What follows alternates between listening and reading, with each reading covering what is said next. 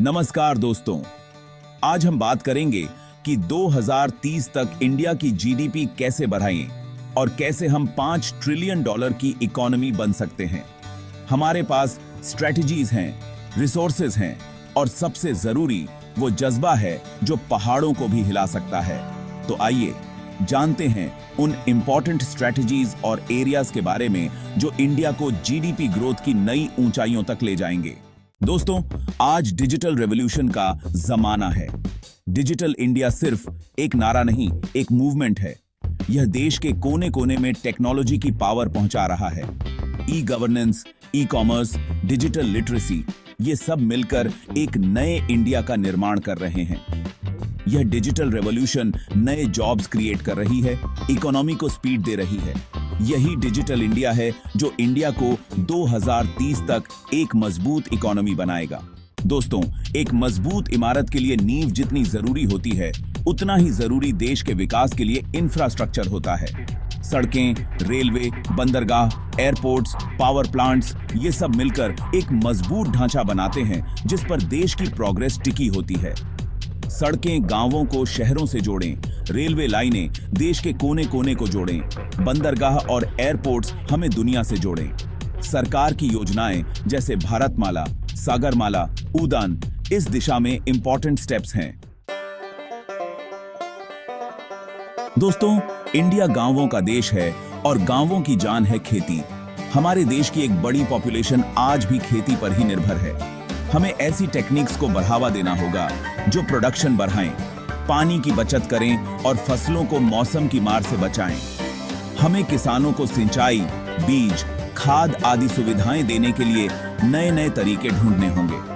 साथ ही हमें agriculture infrastructure, cold storage, food processing industry को भी बढ़ावा देना होगा ताकि किसानों को उनकी फसल का सही दाम मिल सके। चैप्टर 4, शिक्षा और कौशल विकास। नए भारत की नींव। दोस्तों, किसी भी देश का सबसे बड़ा धन उसका ह्यूमन रिसोर्स होता है।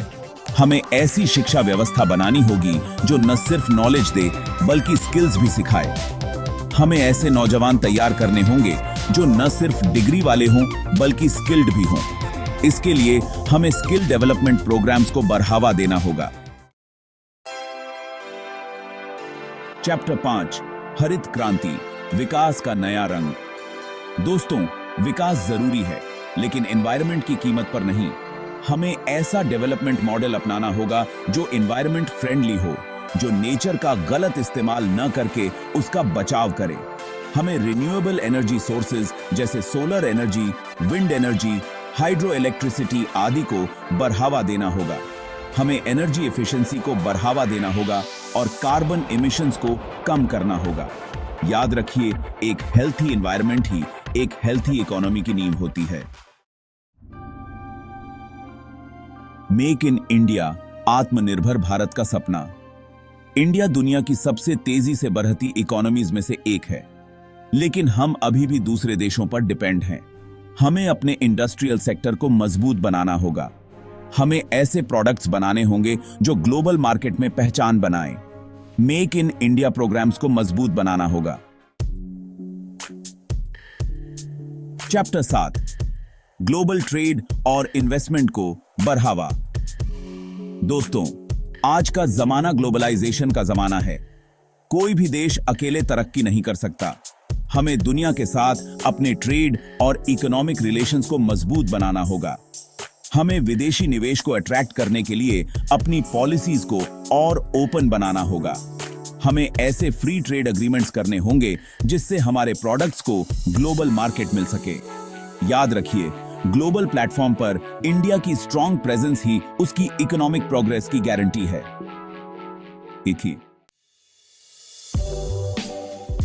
दोस्तों, एक हेल्थी बॉडी में ही एक हेल्थी माइंड रहता है। हमें अपने सिटीजन्स को अच्छी से अच्छी हेल्थ फैसिलिटीज देने के लिए कोशिश करनी होगी। हमें अपने हेल्थ बजट को बढ़ाना होगा और हेल्थ सर्विसेज को सबकी पहुंच तक पहुंचाना होगा। हमें प्राइमरी हेल्थ सर्विसेज को मजबूत बनाना होगा और गांवों तक हेल्थ फैसिलिटीज का विस्तार करना होगा। हमें हेल्थ के प्रति अवेयरनेस फैलानी होगी ताकि लोग बीमारियों से बच सकें और हेल्थी लाइफ जी सकें। दोस्तों, इंडिया डाइवर्सिटी का देश है। यहां देखने और सीखने के लिए बहुत कुछ है। प्राचीन मंदिरों से लेकर मॉडर्न सिटीज तक इंडिया में हर किसी के लिए कुछ न कुछ है। हमें अपने टूरिस्ट डेस्टिनेशंस का विकास करना होगा और टूरिस्ट्स को अच्छी से अच्छी सुविधाएं देनी होंगी। टूरिज्म न सिर्फ विदेशी मुद्रा भंडार को बढ़ाता है, बल्कि जॉब्स के मौके भी पैदा करता है। दोस्तों, किसी भी देश की प्रोग्रेस के लिए जरूरी है कि वहां की गवर्नमेंट ईमानदार और ट्रांसपेरेंट हो। हमें अपनी पॉलिसीज और सिस्टम्स में सुधार करना होगा। हमें करप्शन को जड़ से खत्म करना होगा। हमें अपनी जुडिशियल सिस्टम को और मजबूत बनाना होगा। हमें ऐसी पॉलिसीज बनानी होंगी जो बिजनेस करना आसान बनाएं। एक ईमानदार और ट्रांसपेरेंट सिस्टम ही देश के विकास की नींव होती है। तो दोस्तों, ये थे कुछ इंपॉर्टेंट एरियाज और स्ट्रेटजीज जिनके थ्रू हम 2030 तक इंडिया की जीडीपी बढ़ा सकते हैं। यह एक ऐसा गोल है जिसे अचीव करने के लिए हमें मिलकर काम करना होगा। अगर हम सब ने ठान लिया तो वो दिन दूर नहीं जब इंडिया न सिर्फ एक डेवलप्ड नेशन होगा, बल्कि पूरी दुनिया के लिए एक मिसाल होगा।